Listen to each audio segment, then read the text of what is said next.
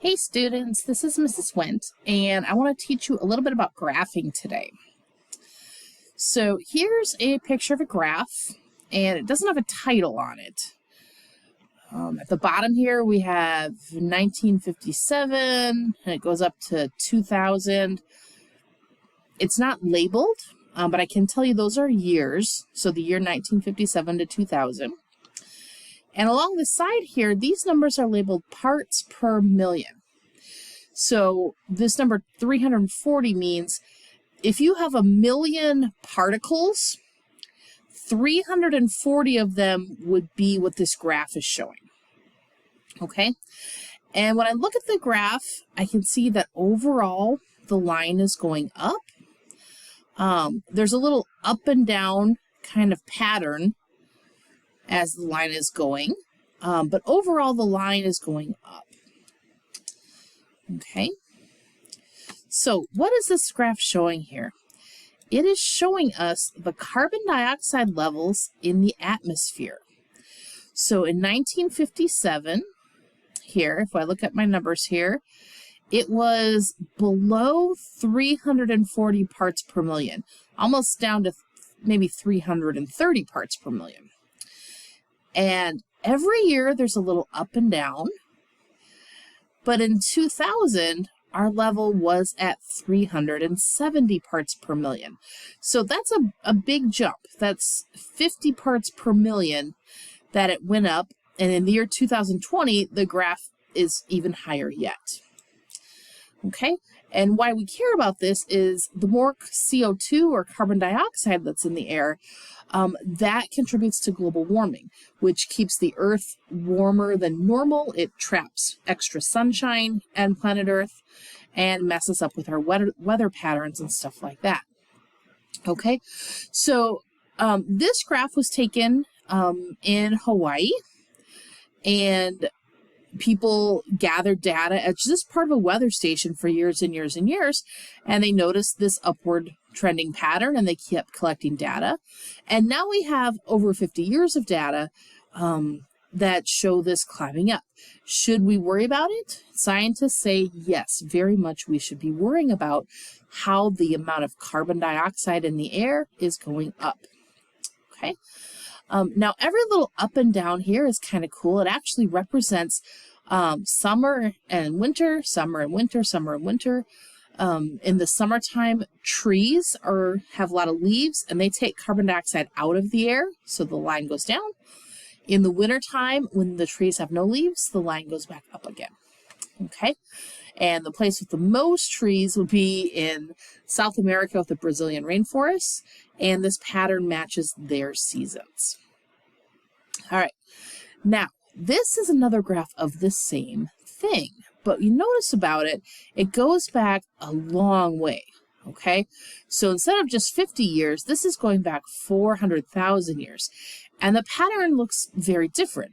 We still have some ups and downs. It's not happening with winter and springtime, but it's happening, kind of goes down and then back up, down and back up, about every 100,000 years or so.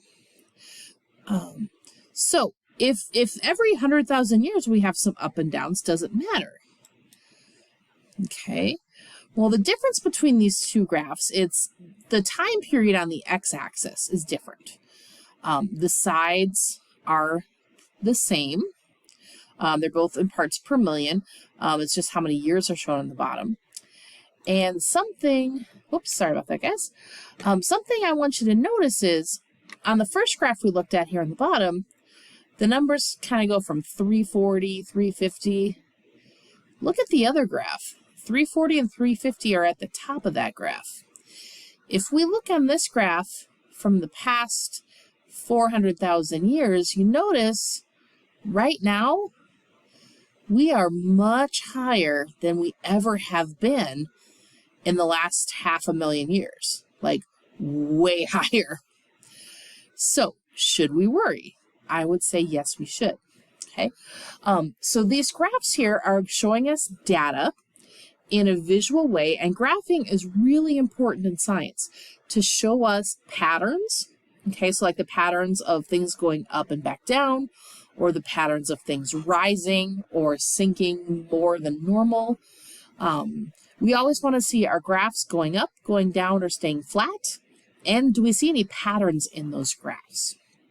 Okay, so we're going to go through some basics about graphing, and you are going to take a quiz on this, so you may want to write stuff down from this video because you can use what you write down on your quiz.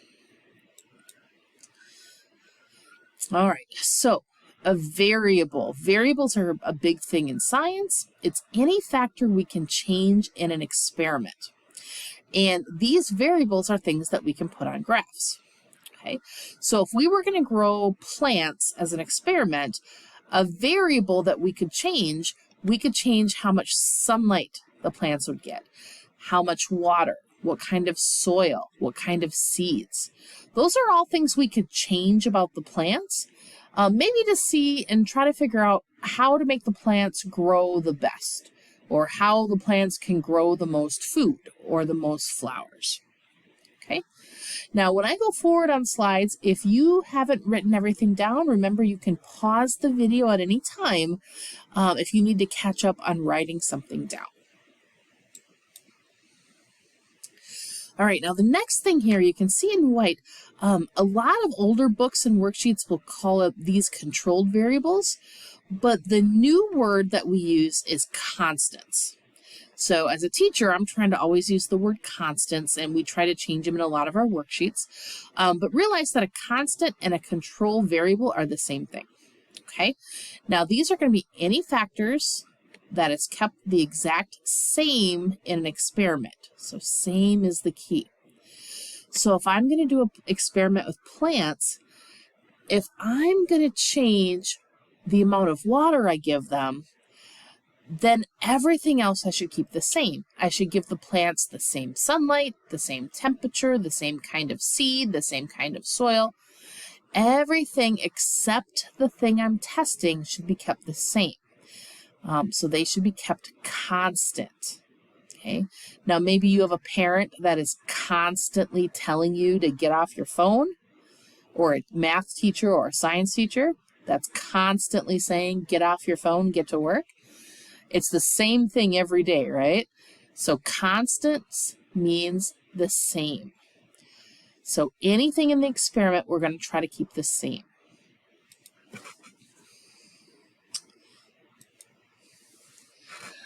All right, now our independent variable, in some college textbooks, it might be called the manipulated variable.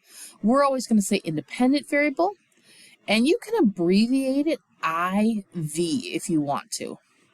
Okay, so you don't have to write out the full word independent variable on worksheets. You can just say IV, that's cool. This is the one thing in your experiment that you change. And this happens before the experiment happens. So this is like the first thing. So you might change how much water you're going to give the plants. So you set the plants up, you give them different amounts of water, and then at the end of the experiment, you measure and see what worked the best. Okay, so this is the one variable that you are changing, called the independent variable. The dependent variable, again, some older textbooks might call it the responding variable, but we always call it dependent variable. And I like to think the D for data. So data is the information you get from the experiment when it's all done. So this happens at the end of the experiment. And it's the factor or outcome that is measured at to see if it changes at the experiment. Okay, the factor or outcome to see if it changes. And it's something that you measure. So maybe you measure the height of the plant, or you count how many flowers it has. Okay, so what data do you take at the end of the experiment? That's your dependent variable.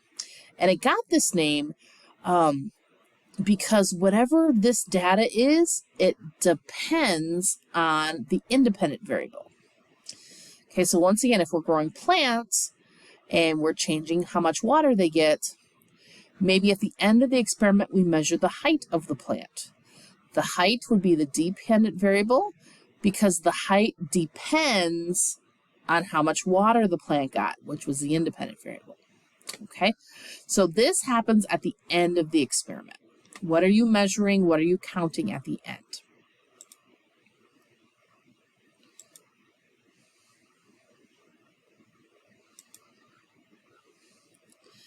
All right, so a definition for the word data. This is just anything you collect in an experiment.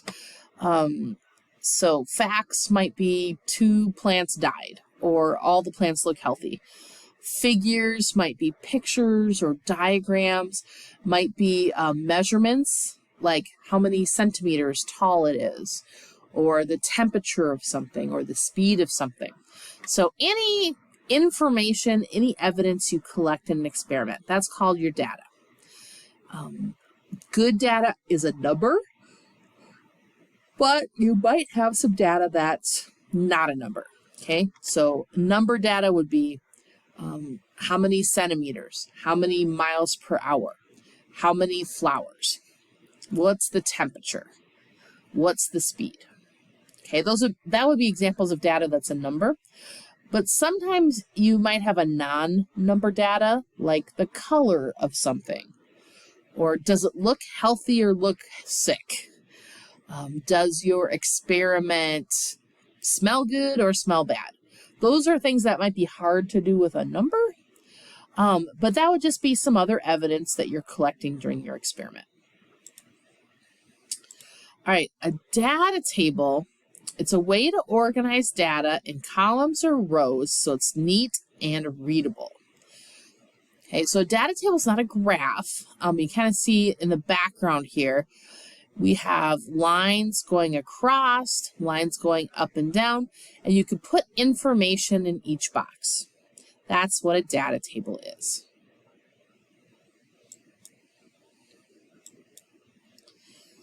All right, now a graph is different from a data table because it's going to be a picture of the information from a data table or from a chart.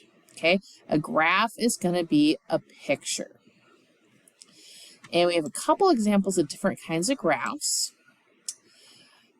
Okay, every graph that we make needs to have a title at the top. Title is a brief description of what you have in that graph. So this title here says, amount of rainfall within 3 months. So just by glancing at this, I know this is showing rainfall, and I can see, wow, August was lower than the other ones. Okay, so always have a title on your graph to tell the reader what they're looking at. Okay, on your graph, your horizontal axis, and horizontal means side to side.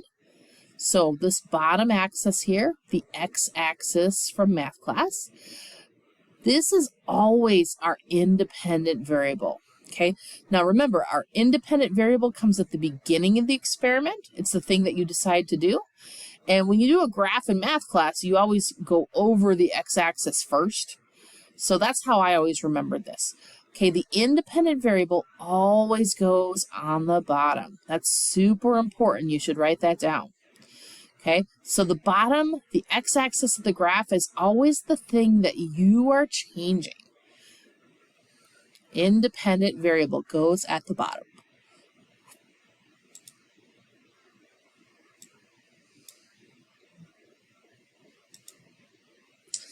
Now, on the vertical axis here, on the y-axis up and down, this is our dependent variable. Okay, that comes at the end of the experiment. This is what you're measuring. Okay, so the person doing this rainfall experiment, they measured how much rainfall there was, and they chose which months to compare.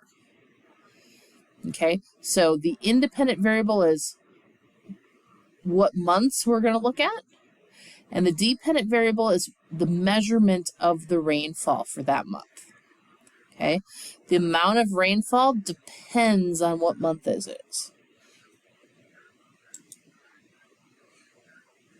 Another quick thing to think about, an interval is how much space there is between your bars or your graphs, or if there's numbers down here, the numbers have to be evenly spaced out. Okay, so you see on the side here, it goes 0, 1, 2, 3, 4. Every even line is like one number higher. We want to make sure that our intervals are the same and not too squished together.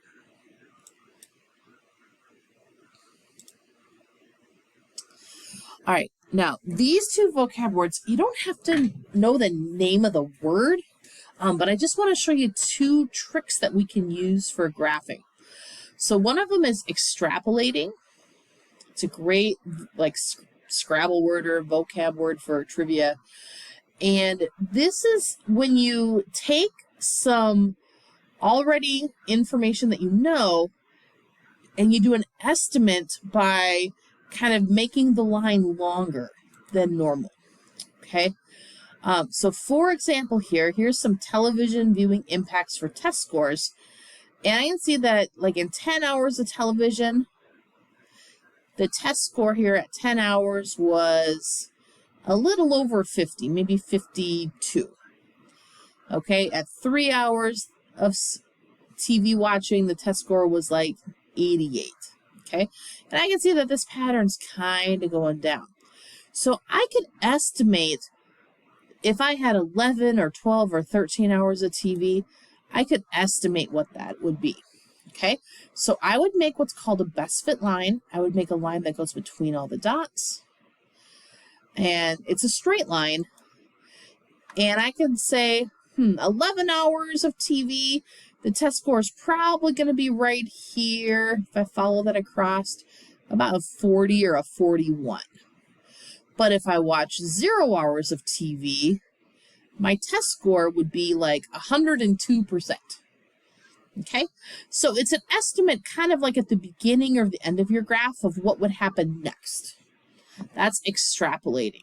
Now we also have interpolating, which is looking in between two data points. And again, you don't have to memorize this word. I just want to show you the skill because you've probably done this in math class. I could go like between these 2 points. Like let's say somebody watched 3.5 hours of TV. So I would go between the 3 and 4, and I can estimate that their test score is probably going to be 85.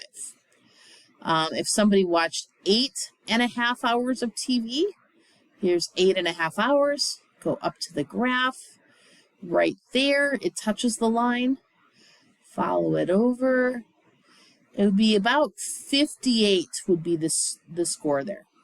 Okay, so if you have a graph, you can use the graph to figure out other data points that you didn't test. Okay, so higher and lower amounts of TV or in between points, you can use the graph to estimate that. And scientists use that type of skill all the time. And you've probably done it before in math class and didn't even realize it. All right, so that is the end of kind of the intro notes to graphing. So if you look in Schoology, you're going to have an assignment to do and maybe a little quiz. It kind of depends on the year and if it's night school, summer school, or regular school. But go ahead and check over on Schoology and see what you have next. If you have to rewatch the video to get some notes you missed, you can do that at any time. Thanks, guys.